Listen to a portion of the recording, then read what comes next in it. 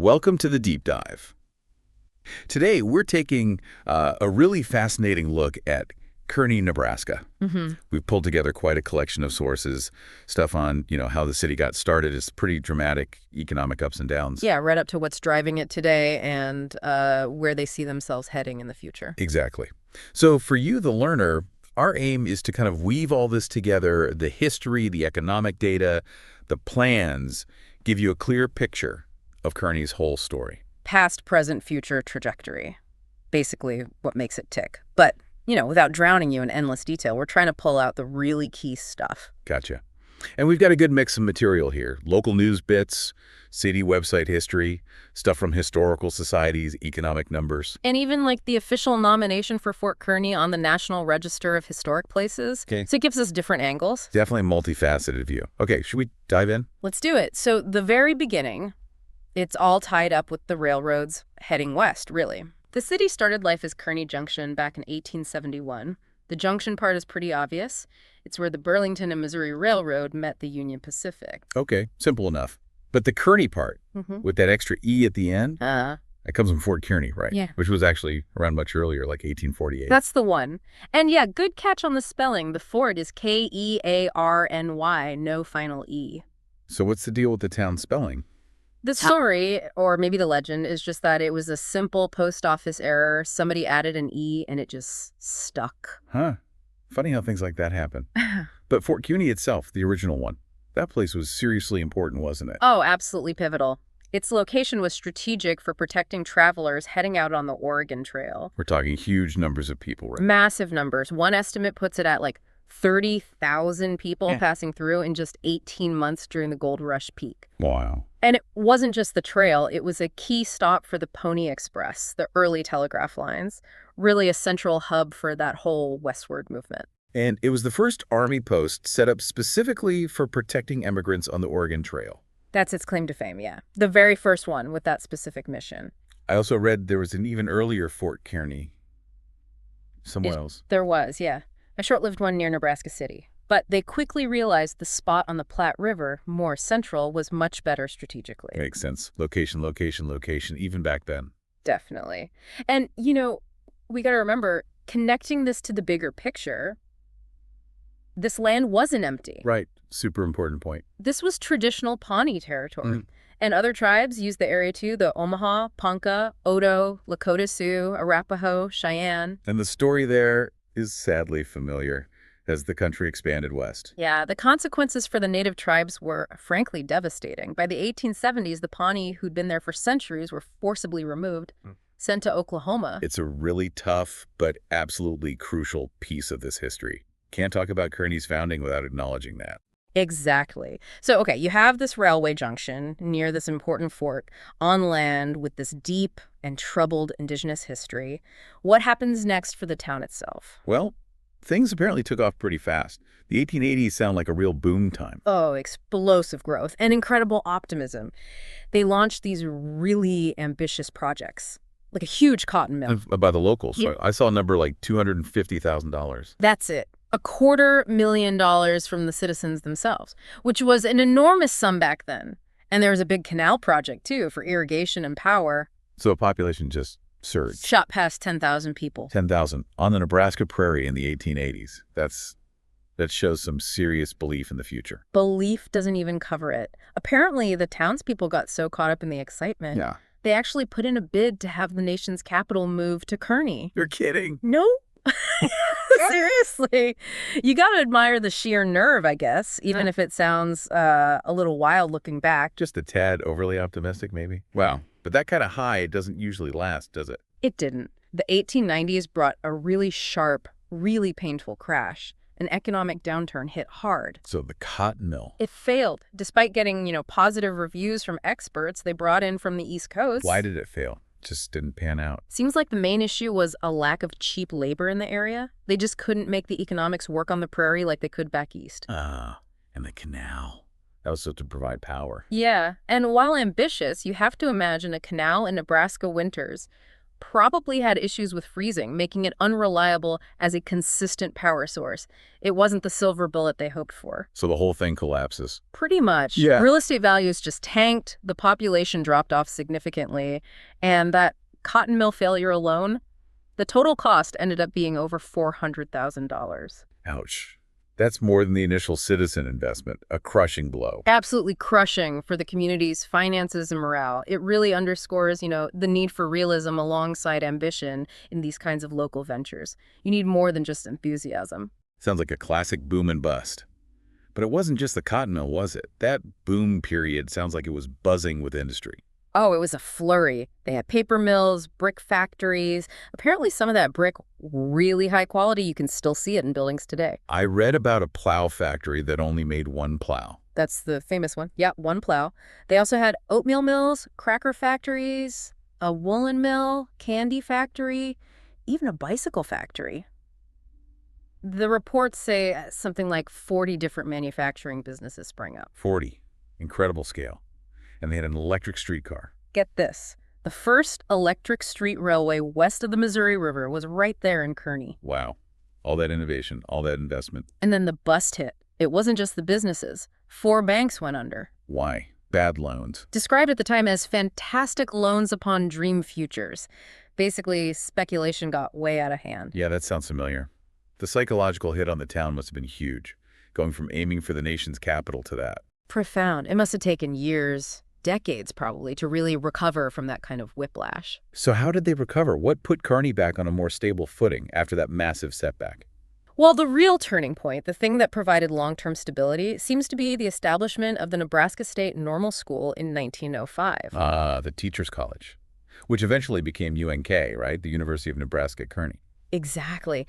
That institution became the catalyst. It provided a foundation for recovery and, more importantly, for sustained, steady growth, rather than that wild boom and bust cycle. Okay, so education becomes the new anchor. Yeah. That tracks. A university brings stability, jobs, a certain kind of community focus. For sure. And UNK didn't just sit there. It grew and evolved over the decades, and its influence on Kearney has been massive. How so? Beyond just being there. Well, it's not just an educational place. It's a major employer in town. It's a huge contributor to the local economy. And think about this. Yeah. Roughly 1 out of every 6 residents in Kearney actually has a degree from UNK. 1 in 6. Okay, that paints a picture. That's a deep, deep connection. It's not just an employer. It's woven into the fabric of the town. It probably changed Kearney's whole identity. I think that's fair to say. Definitely built resilience in a way those earlier industries couldn't. So, talking concrete impact, what does UNK mean for the economy today? For Kearney, for Nebraska? The numbers are pretty impressive. Recent data shows UNK pumping about $446.5 million into the state's economy every year. Wow, nearly $500 million. Yeah, and it supports almost 3,700 jobs, directly and indirectly. Plus, it generates over $12 million in state and local taxes. And the alumni impact. Huge. Over 36,000 UNK grads live and work in Nebraska. So you're talking about a major source of workforce development across the whole state. That really shows the long-term value of investing in higher education, doesn't it? Are there specific examples of how UNK feeds into local businesses? Yeah, definitely. Take Bruning Bank, for instance. It's a regional bank, big presence in central Nebraska. Okay. Nearly 20% of their employees are UNK grads. 20%. Including their president and COO, Jerry Catlett. And he's been very public about how vital UNK is, especially for giving opportunities to students from smaller towns and for supplying Bruning Bank with the skilled people they need. So UNK is seen as like a key economic engine for the region. Absolutely. It's often called a key driver of the regional economy, a crucial pipeline for talent. Okay, so fast forward to today. Kearney's clearly moved way beyond just rails and farming, thanks in large part to UNK. What does the economy look like now? What's the mix? It's much more diversified now. Agriculture is still important in the wider region, of course, but within Kearney itself, you've got major players in healthcare. Like the hospital, CHI, Health Good Samaritan. Exactly. Then education, obviously UNK, and the public schools. Retail is significant. The Buckle is headquartered there, which is a national chain. Right, the clothing retailer. Then there's manufacturing. Parker Hannifin runs Baldwin Filters there. That's a big one. And logistics, distribution. Companies like Cashwad distributing. So a pretty good spread. What's the job situation like right now? Healthy? Unemployment has been really low, like hovering around 2.1% recently, which is great. Very low. Although, full picture, the job market did see a slight dip over the last year, but the forecast is still for future job growth. And a big plus for Kearney is the cost of living, right? Huge advantage. It's significantly more affordable than the U.S. average overall, especially housing and groceries. That must make it attractive for businesses thinking about moving or expanding. Definitely. And for families, too. Your money just goes further. For example, the average rent for a two-bedroom place is way below the national average. So is the city actively trying to capitalize on this to attract more business? Oh, yeah. They have ongoing economic development programs. They're trying to bring in new companies, especially looking at sectors like IT. There's an initiative called Kearney Crossing focused on that. Tech on the Prairie. Interesting. And they're also focused on helping their existing businesses grow. Plus, they've got this big long-range plan called Kearney Tomorrow 2050. Kearney Tomorrow 2050. Sounds ambitious. What's the focus there? It's a big collaborative thing. The city, the Chamber of Commerce, the Economic Development Council. Basically, it's a roadmap for the next 25 years or so. Okay. Focusing on keeping the economy vibrant, improving quality of life, and tackling key areas like, business growth, housing, and keeping up with technology. It's about planning for sustainable success. Makes sense. So, shifting from the economy, what about the community itself? The people, the feel of the place? Demographically, it's predominantly white, but there is a noticeable and growing Hispanic Latino population. And the age. Does the university affect that? Yeah, the median age is relatively young compared to some other places, likely influenced by all the students and university staff. And essential services. Schools, healthcare. Education is a strong point. Kearney public schools generally get good ratings. Healthcare. Well, like a lot of rural areas, access can be a challenge. Right, that's a common issue. But they are making efforts. There is the UNMC Health Science Education Complex there now, training future health professionals right in Kearney. And Children's Nebraska just opened a new behavioral health facility. So there's progress. Good to hear they're actively working on it. What about, the fun stuff, culture, things to do? Actually, it's got a pretty vibrant scene for its size. Several good museums. MONA, the Museum of Nebraska Art, is there. Oh, right. The Trails and Rails Museum, that big archway monument over the interstate. Can't miss that. And Fort Kearny State Historical Park, of course.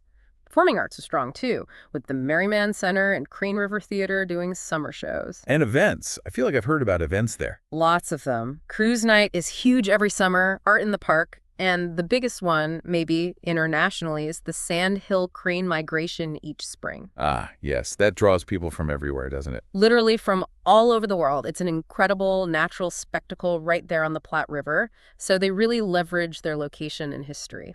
And the general vibe, if you had to describe the town's personality. People often talk about that small town friendliness, The Nebraska nice thing seems pretty real there. But it's growing, right? Right. Does that create tension? Sure. Like any growing place, there are definitely challenges. Housing is a big one, keeping it affordable and available, and just managing that growth while trying to hang on to the community character everyone likes. It's a balancing act. Always is. So how does the city run itself? And what are the big issues on their plate right now? It's a council-manager form of government. So elected council sets policy, hired manager runs the day-to-day. And the priorities. Pretty much what we've been talking about. Ongoing economic development, tackling that housing need across different price points, and keeping the infrastructure, roads, water, sewer up to snuff to handle the growth. Politically, what's the lean? Well, the wider county, Buffalo County, tends to lean pretty strongly Republican. The city of Kearney itself is maybe a bit more balanced, but still generally conservative. Okay. And looking ahead, what are their main strategies? How are they planning for that Kearney tomorrow?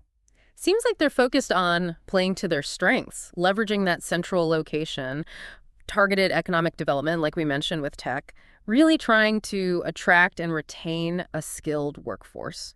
Makes sense. Investing in quality of life parks, arts, community services to make it a place people want to live, addressing housing head on, and doing that comprehensive long-range planning we talked about with the 2050 initiative. So overall, the outlook feels optimistic, cautiously optimistic. I'd say cautious optimism is a good way to put it. There's definitely momentum, but also an awareness of the challenges, housing, workforce, healthcare access, and a focus on balancing that growth with keeping the community feel. Okay, so let's try to wrap this all up. If we boil down everything we've dug into about Kearney, what are the main takeaways? For me, it's really a story about resilience, from its start as a frontier junction through that crazy boom and then the really tough bust, Right. to finding stability and a new identity through education with UNK. That university piece feels absolutely central. Yeah, the impact of UNK seems undeniable. And now it's about diversification, healthcare, retail, manufacturing, logistics, not putting all the eggs in one basket like in the past, plus that proactive planning for the future. It really feels like they're trying to actively shape their own prairie future. Prairie future. Uh-huh. I like that. Okay, so here's a final thought then for you listening. Kearney's journey. Yeah. What does it tell us about that relationship between a place's history, how its economy changes over time, and how it forms its identity, especially in, the American heartland? Yeah, and how do communities do that balancing act? How do you honor the past, the good and the bad, while you're also trying to plan aggressively for a future that's always uncertain? It's a big question, relevant far beyond just Kearney. Absolutely. And like we said, we've really just scratched the surface today. There's so much more you could explore. Definitely. You could dive deeper into Fort Kearny's history or the story of the Pawnee Nation, which is so critical, or check out the details of that Kearney Tomorrow plan. Lots of threads to pull on if you're interested. The sources we looked at offer plenty of starting points for digging deeper.